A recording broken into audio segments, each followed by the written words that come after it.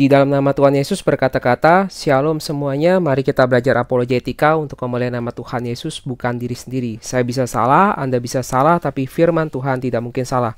Nah, di video kali ini kita akan bahas tentang berdoa dalam Roh Kudus. Nah, sebelum itu kita harus mengenal dulu hakikat Tuhan kita, hakikat Allah kita. Allah kita, Tuhan kita itu adalah roh.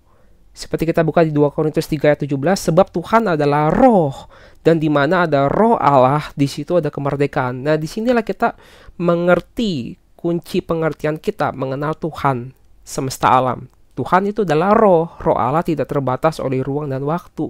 Di waktu bersamaan, Allah bisa menyelimuti alam semesta ini. Dia bisa bertahta di sorga, dan dia bisa di waktu bersamaan dia bisa berada di tengah-tengah umatnya di bumi. Maka ketika Yesus berjalan di bumi 2000 tahun yang lalu, Allah juga bertahta dalam kerajaan sorga di waktu bersamaan, sebab Allah adalah roh. Dan ketika Yesus mengutus Roh Kudus yang adalah rohnya sendiri, ya, untuk tinggal di dalam diri umat percaya, itu menjadi satu, kita punya satu relasi, punya ikatan dengan Tuhan secara roh, ya. Maka kita rindu untuk dekat dengan Tuhan, kita bisa beribadah di dalam roh, menyembah Dia di dalam roh. Maka ada ayat Alkitab mengatakan Efesus 6 ayat 18. Efesus 6 ayat 18, berdoalah dalam segala doa dan permohonan, berdoalah setiap waktu di dalam roh, dan berjaga-jagalah di dalam doamu itu dengan permohonan yang tak putus-putusnya untuk segala orang kudus. Jadi ayat Alkitab ada mengatakan berdoalah setiap waktu di dalam roh. Apa maksudnya berdoa di dalam roh? Kalau kita buka bahasa aslinya ya, di dalam roh ini artinya pneumati. Itu saya pneumati ya, pneumati. Ingatin ya, pneumati. Apa sih maksudnya kita berdoa di dalam roh? Maka kita harus melihat ayat lainnya, ya, apa yang maksud dengan berdoa di dalam roh. Kalau kita buka ke 1 Korintus 14 ayat 14, maka akan jelas, sebab jika aku berdoa dengan bahasa roh. Apa artinya berdoa dalam bahasa roh? Speak in other tongue. Berdoa dengan lidah lain, dengan bahasa lidah, ya. Itu yang berdoa adalah roh kita.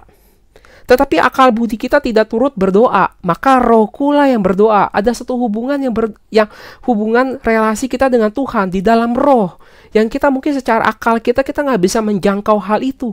Tetapi secara roh itu berdoa kepada Allah.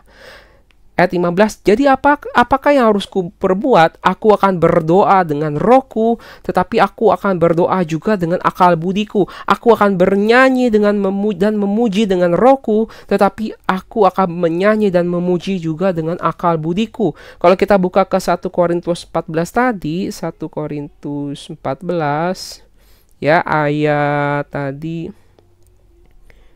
berapa tadi? Ayat 15, ya.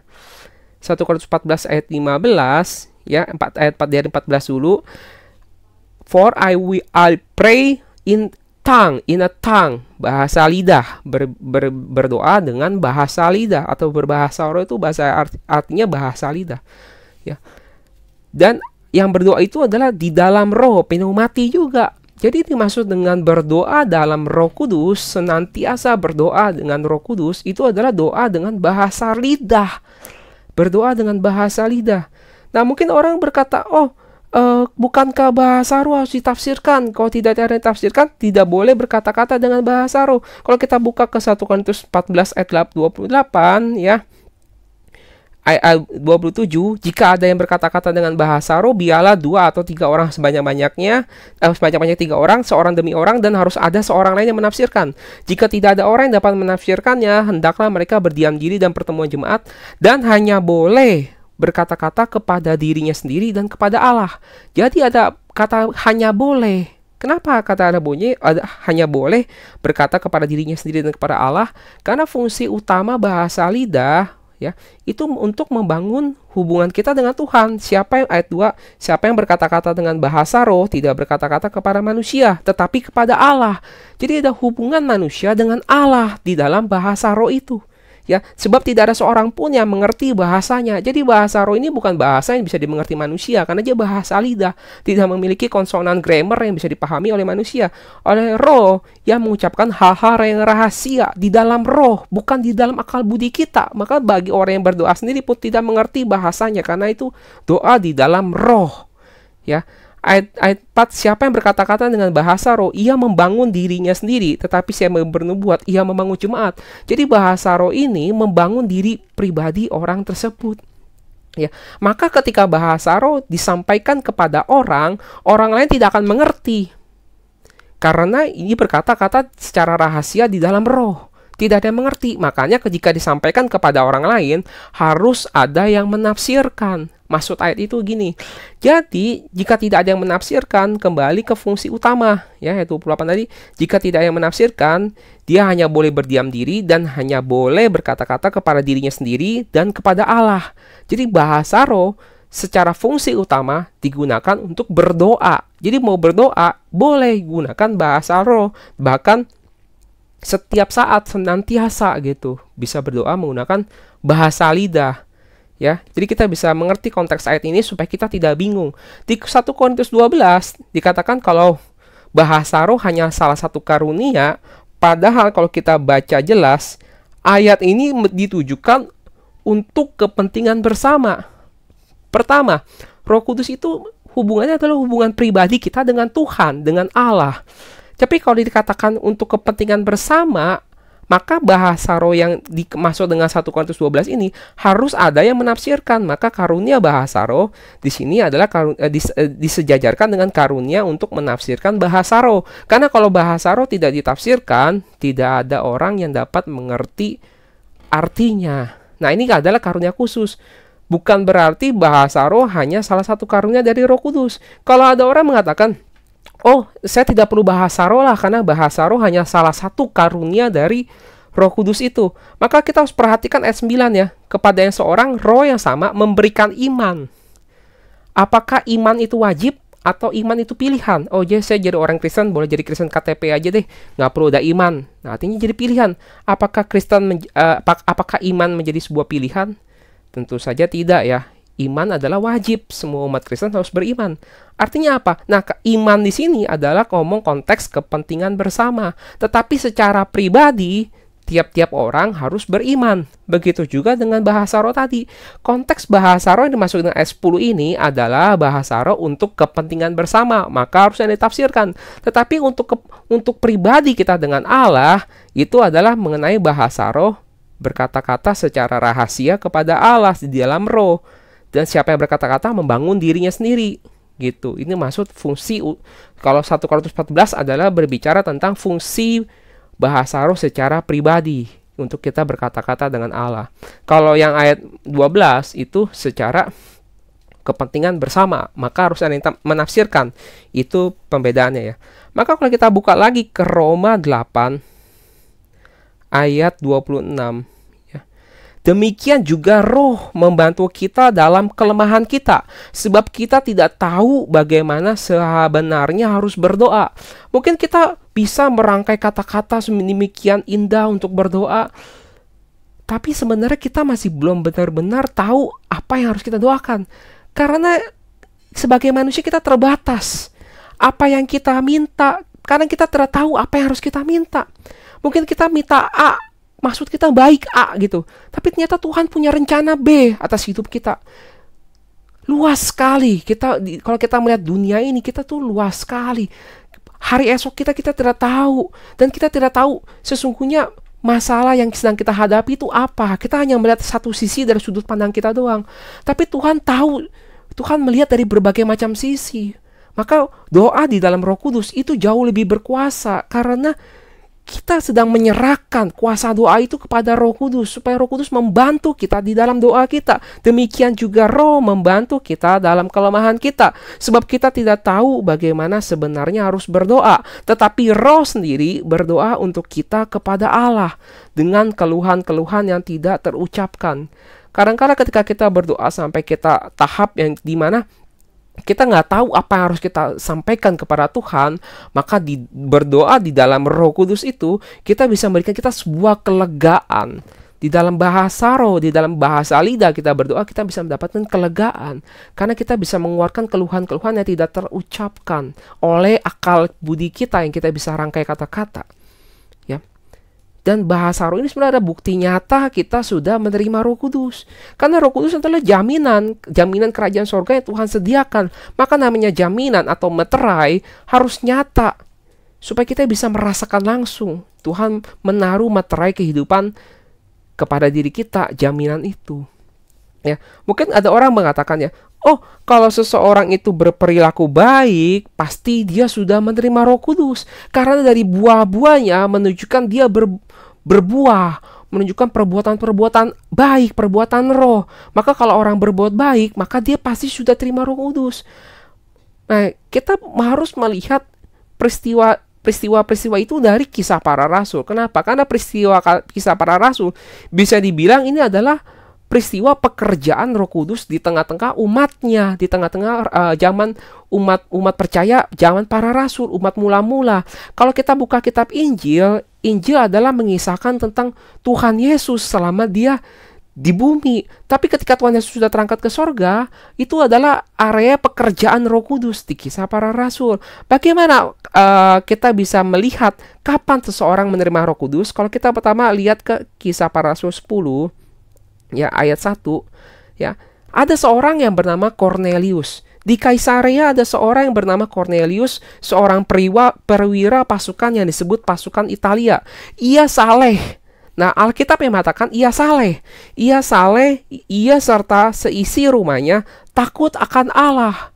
Jadi pada awalnya Cornelius memang sudah dasar orang yang baik. Dia orang yang saleh dan dia orang yang takut akan Allah. Dan ia sering memberi banyak sedekah kepada umat Yahudi dan senantiasa berdoa kepada Allah.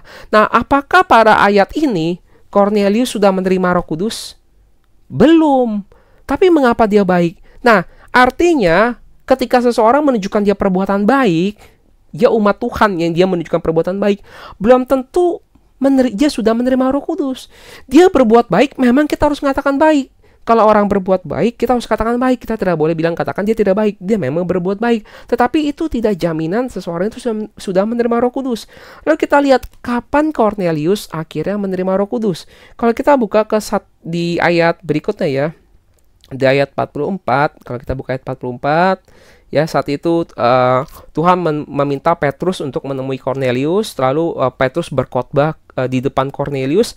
Sedang Petrus sedang berkhotbah itu, ketika Petrus sedang berkata demikian, turunlah Roh Kudus ke atas semua orang yang mendengarkan pemberitaan itu.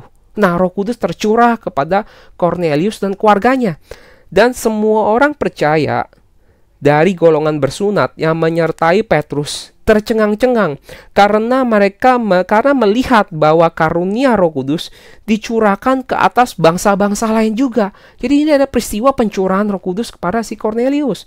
Sebab mereka mendengar orang-orang itu berkata-kata dengan bahasa roh, ya, dan memuliakan Allah, ya. Ayat 46 kita lihat ya. Mereka berbicara dengan speak with tongue, ya, dengan bahasa lidah. Bahasa roh itu bahasa lidah. Mereka berbicara dengan bahasa lidah. Ayat 47, bolehkah orang mencegah untuk membaptis orang-orang ini dengan air, sedangkan mereka telah menerima Roh Kudus sama seperti kita. Jadi tanda seseorang menerima Roh Kudus, tanda jelasnya adalah berbahasa lidah. Mungkin saya bisa berkata sesuatu yang menghibur ya. Oh, asal dia baik, dia sudah terima Roh Kudus. Jadi kita win-win gitu. Jadi kita ngomongnya enak, kita damai. Oh, jadi semua orang yang sudah orang Kristen yang baik itu terima Roh Kudus. Ya, enak, damai. Tapi kita harus mengatakan apa adanya, sesuai dengan apa yang ada di Alkitab, ya. Memang Alkitab mencatat dengan jelas pencurahan Roh Kudus adalah ketika seseorang itu berbahasa lidah. Tanda jelasnya. Karena kita perlu tahu kapan kita untuk menerima Roh Kudus. Kalau kita buka ke seluruh kisah para rasul, peristiwa-peristiwa di kisah para rasul, seperti kisah para rasul 8 atau kisah para rasul 19, kita bisa melihat ternyata orang yang bahkan sudah dibaptis pun tidak otomatis terima Roh Kudus. Ya. Maka perlu bagi kita untuk tahu kapan kita seseorang telah menerima Roh Kudus. Kalau kita lihat lagi ke kisah para rasul 2 ya, sudah sangat jelas ya. Pencurahan Roh Kudus adalah ketika mereka berbicara speak in with other tongue, berbicara dengan lidah lain. Peristiwa pencurahan Roh Kudus ketika mereka berbicara dengan lidah lain. Mungkin orang berkata, oh ini bahasa asing nih, bukan bahasa roh, bahasa asing. Di sini ada sekitar 12 sampai 14 bahasa orang yang mendengarkan pemberitaan ini. Kalau orang berbicara dalam 12 bahasa, ada bahasa Inggris, bahasa Jerman, bahasa Prancis, bahasa Sunda, bahasa Melayu, bahasa Batak, bahasa Papua, bareng-bareng, apakah ada orang bisa dengar bahasanya? Ya. Jadi jelas di sini adalah bahasa roh, tetapi yang mendengarkan dibukanya, di telinganya dibukakan sehingga mereka bisa mendengar para rasul ini berdoa di dalam bahasa mereka. Padahal yang para rasul doa adalah speak with other tongue, berdoa dengan berkata-kata dengan bahasa lidah. Bahasa lidah. Dan tidak perlu bahasa asing karena yang mendengar pemberitaan itu adalah orang-orang Yahudi yang ngerti bahasa Yahudi, bukan orang Prancis, orang Turki, orang mana gitu yang ngerti bahasa Yahudi gitu ya. Nah, kembali lagi ya.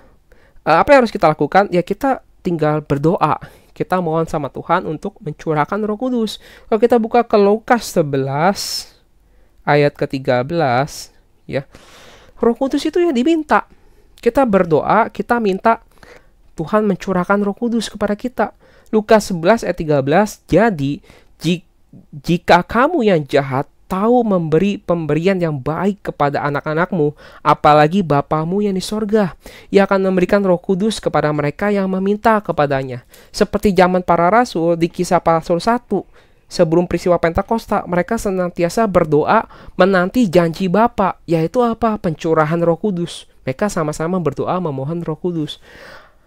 Memang ada saatnya di mana zaman dulu, zaman para rasul, gereja itu satu. Hanya ada satu gereja, yaitu gereja mula-mula, gereja zaman para rasul. Tapi setelah berjalannya zaman, ya, gereja sudah terbagi-bagi begitu banyak denominasi, begitu banyak aliran, bahkan aliran itu dari perbedaan-perbedaan minor sampai perbedaan mayor, ada yang bertentangan satu sama lain. Kita kadang bingung, kita mau memilih gereja yang mana. Ya, padahal katanya gereja itu adalah tubuh Kristus. Tubuh Kristus harusnya satu. Nah, akhirnya apa? Kita hanya bisa berharap Tuhan yang memulihkan kembali gerejanya. Tuhan yang memulihkan kembali gereja benar zaman para rasul dengan pencurahan Roh Kudus. Maka Roh Kudus itu akan membimbing kita semua untuk menuju kepada satu gereja sejati, satu baptisan, satu iman, satu pandangan, satu doktrin, ya. Satu tubuh dan satu roh, bagaimana kamu telah dipanggil kepada satu pengharapan yang terkandung dalam panggilanmu, satu Tuhan, satu iman, satu baptisan. Ya. Nah, untuk itu kembali lagi ya. Saya mengajak saudara-saudari kita bersama-sama berdoa memohon Roh Kudus. Ya. Berdoa memohon Roh Kudus bisa dilakukan saudara-saudari di rumah saudara-saudari sendiri masing-masing. Ya. Di kamar saudari sendiri, kapanpun dan dimanapun. Hanya Tuhan dan saudara-saudari sendiri alami kedekatan itu. Kita rendahkan hati kita, kita mohon Tuhan berikan kita Roh Kudus. Nanti jika saudara-saudari sudah menerima Roh Kudus, saudara-saudari akan digerakkan, lidah saudara-saudari akan digerakkan sehingga saudara-saudari bisa berkata-kata dengan bahasa lidah. Jadi bukan dibuat-buat ya. Kalau belum bisa berbahasa lidah, jangan dibuat-buat.